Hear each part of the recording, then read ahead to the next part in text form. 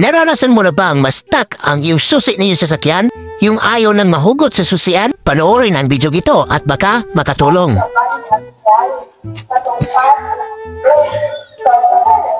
Ayaw na matanggal. So yun mga idol, sa may mga ganitong problema, nag-stuck na yung susi doon sa susian. So isa lang pala yung solusyon dyan mga idol, ito lang, itong puti. So kapag naka-down itong puti mga idol, nakalock itong susian. So kailangan natin itong iangat para ma-unlock itong nakalock sa susi, para ma-off yung sasakyan ninyo. Na-experience ko din ito sa sasakyan ko na nag-lock itong susian, di na matatanggal itong susi. So buti na lang, to the rescue yung natin, yung builder ng minivan na to. So tinuruan niya tayo paano siya tatanggalin yung susi. So ito lang pala ang salarin, kasi ito yung naglalak doon sa susi.